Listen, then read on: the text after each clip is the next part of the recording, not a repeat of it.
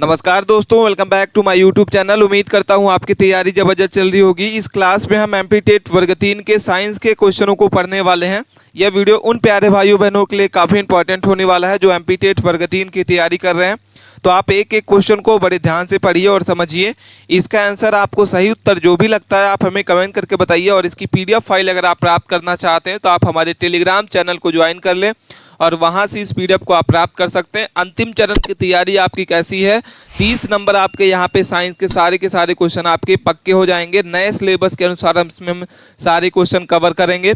इसके पहले हम आपको प्रैक्टिस टेट आस्ट करा चुके हैं, जो आपको प्लेलिस्ट के माध्यम से दिख जाएगा या डिस्क्रिप्शन में इसकी लिंक दी हुई है। वहां से आप जाके इसके पहले के 8 प्रैक्टिस सेट को आप देख सकते हैं। इसमें हम प्रैक्टिस सेट 9 को देखने वाले हैं। ठीक है, कोई भी डाउट आता है कमेंट करके हमें जरूर बताइएगा और अपने दोस्तों को इस वीडियो को जरूर शेयर करें। चैनल पे पहली बार विजिट किए हैं तो चैनल को प्लीज़ सब्सक्राइब करके रखें, क्योंकि हम ऐसे ही वीडियो जो है आपके सामने लाते रहते हैं। सबसे पहले हम क्वेश्चन नंबर 1 को देखते हैं। शीत संवेदनशील पौधों की झिल्ली लिपिड में डैश होती है। बहुत ही इंपॉर्टेंट क्वेश्चन है। ये सारे क्वेश्चन आपके एग्जाम में पूछे जाएंगे, क्योंकि ये सारे क्वेश्चन प्रीवियस ईयर में आए हुए साइंस के क्वेश्चन हैं। तो आप वीडियो को बिना मिस किए अंत तक बने रहें और सारे साइंस के क्वेश्चनों को आप एमपी टेट में तैयारी कर रहे हैं तो आप साइंस के सारे क्वेश्चन कवर कर लीजिए। और इसके आंसर अगर आपको सही उत्तर लगता है तो आप हमें कमेंट करके बताइए। क्या लिखा हुआ है? शीत संवेदनशील पौधों में झिल्ली लिपिड में डैश होती है। ऑप्शन नंबर आपका लिखा हुआ है संतृप्त वसा अम्लों का कम अनुपात। बी नंबर लिखा हुआ है संतृप्त और असंतृप्त वसा अम्लों का समान अनुपात। डी नंबर आपका लिखा हुआ है असंतृप्त वसा अम्लों का कम अनुपात और असंतृप्त वसा अम्लों का उच्च अनुपात। तो सही उत्तर कौन सा आपको लगता है? चलिए कमेंट करके बताइए। ठीक है, तो सही उत्तर आपका हो जाएगा ऑप्शन नंबर आपका डी हो जाएगा। क्या हो जाएगा? ऑप्शन नंबर आपका डी, असंतृप्त वसा अम्लों का उच्च अनुपात। क्या हो जाएगा? ऑप्शन नंबर आपका डी करेक्ट आंसर है। शीत संवेदनशील पौधों की झिल्लियों में असंतृप्त और संतृप्त वसा अम्लों का अनुपात जो होता है वो लगभग 2.1 का होता है। कितने का अनुपात होता है? 2.1 का होता है। यह देखा गया है कि असंतृप्त झिल्ली जो है वसा अम्लों का अनुपात बढ़ाता है और क्रांतीय तापमान जो है वो घटाता है। ठीक है, जिससे शीत संवेदनशील पौधे कम तापमान के प्रति अधिक अंकुलित हो जाते हैं। इसका सही उत्तर हो जाएगा। आपको इसका डिटेल भी समझ में आ गया होगा। अब जब चलते हैं क्वेश्चन नंबर 2 को देखते हैं। क्या लिखा हुआ है? पत्ती के मध्य में उपस्थित मोटी सिरा को क्या कहते हैं? पत्ती के मध्य में उपस्थित मोटी सिरा को क्या कहा जाता है? चलिए इसके सही उत्तर को बताइए। क्या होगा सही उत्तर? मोस्ट इंपॉर्टेंट क्वेश्चन है जो आपके एग्जाम में पूछा जाएगा। आप इसको कमेंट करके बताइए इसका आंसर पता है तो। और सारे क्वेश्चन आपको इसकी पीडीएफ फाइल अगर आप प्राप्त करना चाहते हो तो हमारे टेलीग्राम चैनल को ज्वाइन कर लें। इसकी डिस्क्रिप्शन में लिंक मिल जाएगी और वहां से आप क्या कर सकते हैं? पीडीएफ को प्राप्त कर सकते हैं। ठीक है, तो चलिए इसका आपने ऑप्शंस पढ़ लिया और इसके बाद इसका आंसर बताइए क्या होगा सही उत्तर। चलिए कमेंट करके बताइए। ऑप्शन नंबर आपका हो जाएगा सी नंबर। क्या हो जाएगा? मिश्रित। क्या हो जाएगा? ऑप्शन नंबर आपका सी हो जाएगा। मध्यसिरा इसको कहा जाता है। क्या कहा जाता है? मध्यसिरा कहा जाता है। ठीक है, अब इसके डिटेल को पढ़ लेते हैं कि पौधों के बीच में मोटी दिखाई देने वाली एक मोटी सिरा को मध्यसिरा कहते हैं। क्या कहते हैं? जो पौधों के पत्ती के बीच में जो मोटी सिरा दिखाई देती है, जैसे ये पत्ती है और इसके बीच में जो आपकी दिखाई देती है, इसको क्या कहते हैं हम लोग? मोटी सिरा को मध्य सिरा कहते हैं। और पिनेटली सिराओं के वाली पत्तियों में एक बड़ी केंद्रीय सिरा होती है जिसे मध्य सिरा कहते हैं, जो पत्ती के आधार से लेकर इसके सिरे तक फैली होती है और मध्य सिरा के दोनों ओर अन्य बड़ी सिराएं जो हैं शाखाएं बनाती हैं। और बीच वर्ष में अल्म वृक्षों की पत्तियों में ऐसा ही सिरा जो है आकृति वाला पैटर्न होता है। सही उत्तर हो जाएगा ऑप्शन नंबर आपका सी। अगले क्वेश्चन देखते हैं। क्वेश्चन नंबर हमारा लिखा हुआ है 3 नंबर कि पौधों का मुरझाना अत्यधिक डैश के कारण होता है। क्या लिखा हुआ क्वेश्चन? पौधों का मुरझाना अत्यधिक डैश के कारण होता है। ऑप्शन नंबर आपका लिखा हुआ श्वसन, बी नंबर आपका लिखा हुआ ग्लूटेनस, सी नंबर आपका लिखा हुआ अवशोषण और डी नंबर वाष्पोर्जन। तो सही उत्तर आपका हो जाएगा ऑप्शन नंबर आपका डी। क्या हो जाएगा? वाष्पोर्जन। क्या कहते हैं? पौधों का जो मुरझाना अत्यधिक क्या कहलाता है? तो वाष्पोर्जन कहा जाता है। ऑप्शन नंबर आपका डी इसका सही उत्तर हो जाएगा। पौधों का मुरझाना वाष्पोर्जन द्वारा पानी की अत्यधिक हानि और कम अवशोषण के कारण होता है। अर्थात वाष्पोर्जन की जो दर है वो जल अवशोषण की दर से अधिक होती है। गर्म दिनों में पौधों का जो वाष्पोर्जन है वो बहुत अधिक होता है और वे पर्याप्त मात्रा में क्या करते हैं, पानी होने पर भी वाष्पोर्जन की हानि के कारण लगभग तालमेल बिठाने के लिए पानी को तेजी से क्या होती है, अवशोषित नहीं कर पाते हैं। क्या हो जाएगा, अवशोषित नहीं कर पाते। तो इसका सही उत्तर आपका हो जाएगा, ऑप्शन नंबर आपका डी हो जाएगा। आपने डिटेल में पढ़ लिया, कोई भी डाउट है कमेंट करके हमें जरूर बताइएगा। और ये सारे क्वेश्चन आपको अच्छे लग रहे हैं तो आप चैनल को सब्सक्राइब करके रखें, ठीक है, वीडियो को लाइक करके रखें और अपने दोस्तों को इस वीडियो को जरूर ज़्यादा से ज़्यादा शेयर करें, ठीक। दोस्तों, अगर आप एमपी टेट वर्ग 3 की चयन परीक्षा की तैयारी कर रहे हैं, वो भी विदाउट बुक के, तो यहाँ पे हम आपको बताने वाले हैं बहुत ही बेहतरीन जोरदार बुक आपको यहाँ पे जो चक्षुक पब्लिकेशन की तरफ से आने वाली बहुत ही मस्त बुक आपको यहाँ पे मिल जाएगी। आप इनके प्रैक्टिस सेट के बुक को आप परचेज कर सकते हैं, जिसमें आपको सारे के सारे प्रीवियस ईयर के क्वेश्चन आपको यहाँ पे मिल जाएंगे और इसमें आप बहुत बेहतरीन ढंग से आप अपनी तैयारी को कर सकते हैं। चाहे तो आप इनके कॉम्बो बुक को भी ले सकते हैं। कॉम्बो बुक में आप कॉम्बो बुक को परचेज कर सकते हैं, जिसमें इंग्लिश के, हिंदी के, साइंस के और गणित के सारे क्वेश्चन आप सब्जेक्ट वाइज भी क्या कर सकते हैं, बुक के माध्यम से अपनी प्रैक्टिस को बेहतरीन ढंग से क्या कर सकते हैं, सब्जेक्ट को कर सकते हैं और अपनी तैयारी को बुक के माध्यम से एक बेहतरीन ढंग से आप क्या कर सकते हैं, सिस्टमैटिक तरीके से तैयारी कर सकते हैं, ठीक है। और इसकी बुक को अगर आप परचेज करना चाहते हैं तो आप हमारे टेलीग्राम चैनल में इसकी लिंक मिल जाएगी या डिस्क्रिप्शन बॉक्स में मिल जाएगी इसकी लिंक, वहां से आप इस बुक को परचेज कर सकते हैं। चाहे तो आप इसको फ्लिपकार्ट से, अमेजॉन से, स्नैपडील से, मीशो से या आप चक्षुक book.com से भी इसको क्या कर सकते हैं, डायरेक्ट ऑर्डर कर सकते हैं और अपनी तैयारी को बेहतरीन ढंग से एक सुचारू रूप से ये बुक बहुत ही बेहतरीन ढंग से बनाई गई है। आपके न्यू पैटर्न के आधारित ये बुक है आपकी, जिसमें आप सब्जेक्ट वाइज आप भी बुक को परचेज कर सकते हो। चाहे आप इसके प्रैक्टिस सेट को भी ले सकते हैं। जैसा कि आपको बता दें कि क्लास 1 से लेकर 5 तक के लिए ये बहुत ही बेहतरीन बुक आपको यहाँ पे मिल जाएगी। एक बार इसको ज़रूर परचेज करें और अपनी तैयारी को बेहतरीन ढंग से ज़बरदस्त तरीके से आप कर सकते हैं और आपका सिलेक्शन जो है इस बार 100% होगा, ठीक है। तो ये बुक को आप एक बार परचेज करिए, इसकी लिंक आपको डिस्क्रिप्शन बॉक्स में मिल जाएगी और वहां से आप क्या कर सकते हैं, इस बुक को परचेज करके और ऐप से चारू रूप से अपनी तैयारी को बिना अगर आप बुक के नहीं कर रहे हैं तो मानिए कि आपका जो अधूरी है वो 100% नहीं है, 50% ही है। तो आप बुक के माध्यम से एक सिस्टमैटिक तरीके से कर सकते हैं अपनी तैयारी को। कोई भी क्वेरी है आप हमें कमेंट करके ज़रूर बताइएगा, ठीक है।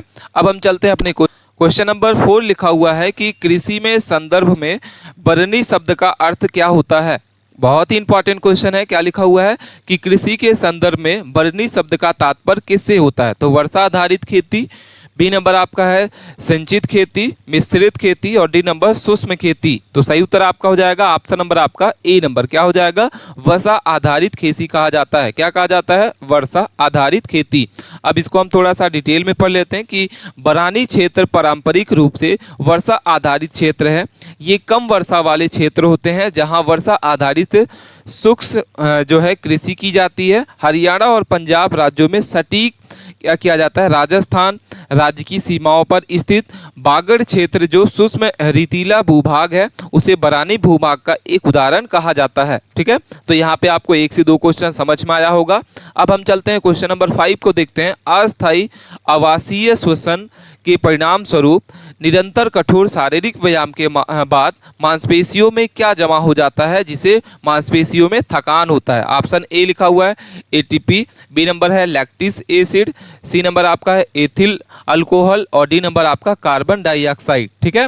तो सही उत्तर आपका क्या हो जाएगा, चलिए कमेंट करके बताइए। मोस्ट इंपॉर्टेंट क्वेश्चन है। ऑप्शन नंबर आपका हो जाएगा बी नंबर। क्या हो जाएगा करेक्ट आंसर, ऑप्शन नंबर आपका बी लैक्टिक एसिड कहा जाता है। आवासीय अभिक्रियाओं में ग्लूकोज का जो है पाइरुविक अम्ल में विघटन होता है जो फिर लैक्टिक अम्ल बनने के लिए अभिक्रिया करता है। जैसे जैसे मांसपेशियों का अपचयन वाष्पीय के अवाष्पीय एनटीपी उत्पादन में परिवर्तित होता है उसे लैक्टिक अम्ल जो है मांसपेशियों में जमा हो लगता है और रक्त प्रवाहन में दिखाई देने वाला लगता है। इसे मांसपेशियां कोशिकाओं में पीएच मान में परिवर्तन के साथ मांसपेशियों में थकान होता है।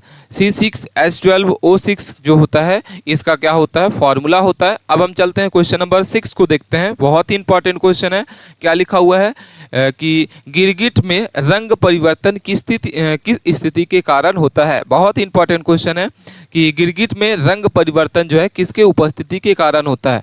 आपके सामने 4 ऑप्शन दिख रहे हैं। चलिए चारों को आप एक बार ध्यान से पढ़ें और जो भी आपको इसका सही उत्तर लगता है आप हमें कमेंट करके जरूर बताइए। वीडियो अच्छी लग रही है तो वीडियो को लाइक करके और चैनल को सब्सक्राइब कर रखें। अपने दोस्तों के पास इस वीडियो को ज़्यादा से ज़्यादा शेयर करें। क्या होगा कि गिरगिट का जो रंग है परिवर्तित किसकी उपस्थिति के कारण होता है। ठीक है, चलिए कमेंट करके बताइए। ऑप्शन नंबर आपका हो जाएगा ए नंबर। क्या हो जाएगा, क्रोमैक्टोफोर। क्या हो जाएगा, ऑप्शन नंबर आपका ए करेक्ट आंसर होगा। क्या हो जाएगा, क्रोमैक्टोफोर इसका सही उत्तर हो जाएगा। इसके डिटेल को पढ़ लेते हैं। तो यहाँ पे जैसा कि आपको पता होगा कि गिरगिट जो है गिरगिट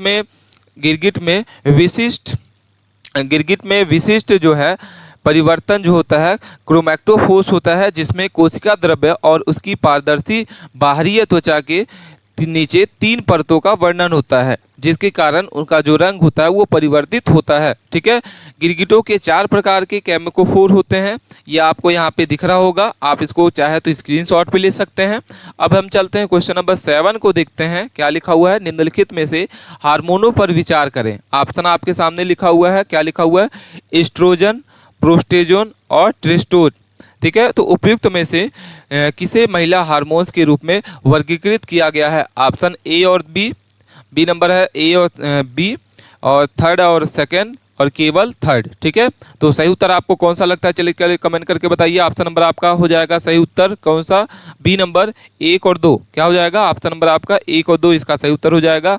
महिलाओं में कई हार्मोन्स होते हैं जो अंतरस्रावित जो है तंत्र के ग्रंथियों द्वारा प्राकृतिक रूप से निर्मित और स्रावित होते हैं। इसमें से एंजोम एवं प्रोटोजोन महिलाओं के प्रजनन स्वास्थ्य को प्रभावी करने के लिए स्रावित होती है और उन्हें महिला सेक्स हार्मोन कहा जाता है। ठीक है, तो ये आपका हो जाएगा सही उत्तर। अब हम चलते हैं क्वेश्चन नंबर 8 को देखते हैं। क्या लिखा हुआ है कि वह रोग जिसका उन्मूलन हो चुका है वो डैश कहते हैं। वह रोग जिसका उन्मूलन हो चुका है डैश कहा जाता है।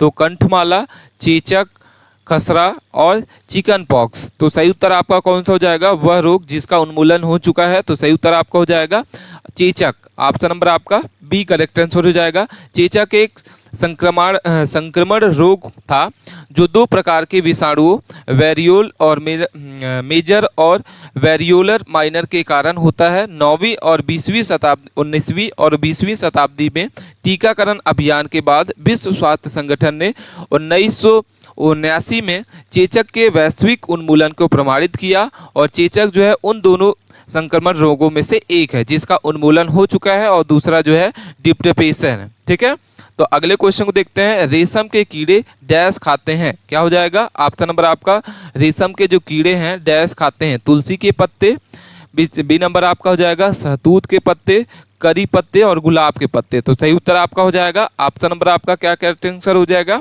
बी नंबर शहतूत के पत्ते। क्या कहा जाता है, शहतूत के पत्ते। रेशम के कीड़े एशिया में पाए जाने वाले एक जो है पतंगे होते हैं, जो पतंगे के लार्वा हैं जो महीन मजबूत चमकदार रेशों के कोनून बनाते हैं जो व्यावसायिक रेशे का स्रोत होता है। और रेशम के कीड़े जो होते हैं वो शहतूत या जीनस मोरस कहा जाता है इसको, जो पत्तियों के कभी कभी ओरेस ऑरेंज जो है पर भोजन करते हैं। ठीक है, तो सही उत्तर आपका हो जाएगा। अगले क्वेश्चन को देखते हैं। क्वेश्चन नंबर हमारा 10 हो जाएगा। क्या लिखा हुआ है कि जिन जानवरों में शरीर जो है वो गुहा अनुपस्थित होते हैं उन्हें डैश के रूप में जाना जाता है। जंगली, बी नंबर आपका हो जाएगा सीमोमेल्स, सी नंबर आपका हो जाएगा और डी नंबर आपका। ठीक है, तो इसका सही उत्तर हो जाएगा ऑप्शन नंबर आपका डी करेक्ट आंसर हो जाएगा एक्लोमेशन। क्या कहा जाता है, एक्लोमेशन कहा जाता है। अगले इसके जिन जंतुओं में देह भित्ति और पाचन तंत्र के बीच गुहा होती है उसे सिलोमेशन कहा जाता है, जैसे एनेलिडा और मोस्केल और ये सारे क्या हैं, इत्यादि होते हैं, जिसके विपरीत जिन तंतुओं में देह गुहा अनुपस्थित होते हैं उसे क्या कहा जाता है, एक्लिमेशन कहा जाता है। ठीक है, तो क्वेश्चन आपको समझ में आया होगा। ये सारे क्वेश्चन आपके प्रीवियस ईयर के आए हुए क्वेश्चन हैं। वीडियो आपको कैसी लगी आप हमें कमेंट करके जरूर बताइएगा। मिलते हैं नए टॉपिक के साथ नए वीडियो में, तब तक के लिए आप बने रहिए और अपनी तैयारी को बेहतरीन ढंग से करते रहिए। धन्यवाद।